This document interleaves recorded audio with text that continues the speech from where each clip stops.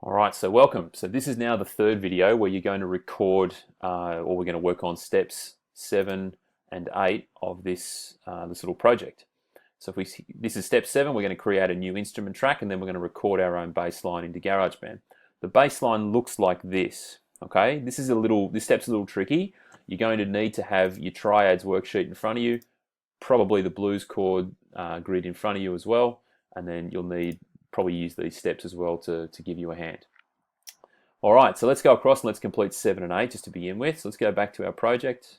We're going to create a new track, okay? So this is new track, the little plus button here. We might actually close the loops library by just clicking the loops button again and closing it. Let's create a new track, plus button. We're going to use a software instrument. We're going to create it, and then all of a sudden we're back here with our classic electric piano. We don't want to use this, we want to record a bass guitar. So we're going to click on, this is the library that's open at the moment, your vintage electric pianos. So if I click that, it'll take me back to the entire library of sounds available. So click on bass. I'm going to use the fingerstyle bass because that's available to me. If you've downloaded these sounds, you can probably use them, but I don't think any of you will have downloaded them. You can use either that's the upright studio bass, or you can use your fingerstyle bass. I don't mind which one you use. I'm going to use that. And now I've got a track here for a bass. So what we're going to do now is we need to record the bass line in. The notes for the bass line are a little tricky, and you'll need to pay attention for this one. We need to use for chord 1, which is a C chord. The reason why I've written down this bass line to begin with is this is the bass line you're going to use for your C chord. It starts on C. C is chord 1 in a 12-bar blues in the key of C major. The notes you're going to use are notes C, E, G, and A. And the reason why I've got the numbers above here is because C is note 1 in a C scale, 3 is note E, 5 is note G, and 6 is note A. Let's go and check that. Here's my C scale, 1, 3, 5, and 6, C, E, G, A. Just like the screenshot shows you, we're going to record that for all of our 1 chords, 1 crotchet per beat. And it should sound like this. So let's go back, put our playhead back at the beginning. We've selected the track we want to record in. Make sure that you've selected the bass track before you hit the record button, because if you hit record and you've got this highlighted or you've got this highlighted, it'll record over what you have. So let's make sure we've clicked it. It's light grey. The playhead's at bar 1. We're going to use C, E, G, and A. Where are they? I've got to hit Command K to bring my keyboard back.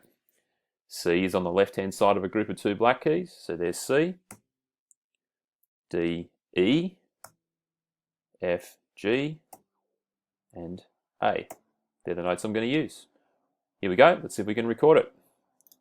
2, 3, and 1, 2, 3, 4, 1, 2, 3, 4, 1, 2, 3, 4, 1, 2, 3, 4, and hit the space bar.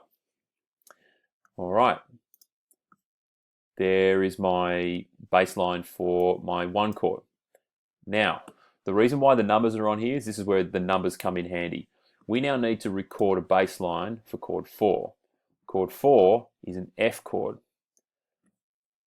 If I go back to my writing triads worksheet, you'll notice here that I've written out an F scale already. An F scale uses notes 1, 2, 3, 4, 5, 6, 7, and 1 in the key of F. The reason why I'm using an F scale here to show me that is because just like in the C scale, for chord 1, I used notes 1, 3, 5, and 6, which were C, E, G, and A. You can use now for your F bass line, your F chord is going to start on F, and if I use notes 1, 3, 5, and 6 of this scale, I'll get the correct notes for my F bass line. If we go back to here and have a look, F, A, and C are notes of the F triad, and the bass line that we're going to use also uses an F, an A, and a C, and then it uses the 6th note of that F scale as the top note of the bass line. So with our F, A, C, and D, let's go back to our recording and let's record them in. F, A, C, D. Here we go. Hit record. 2, 3, and F. Oops. F, A, C, D, F, A, C, D, stop there. All right, I might actually undo that because I made a mistake. So I'm going to hit Command Z and make it go back to where it was. I'm going to put the cursor back on bar 5. I'm going to do that again. So FACD, FACD. Here we go again. Let's see what happens. A, C, and F, A, C, D, F, A, C, D. Stop there. Now, we go back to, we've recorded all of that and those two bars.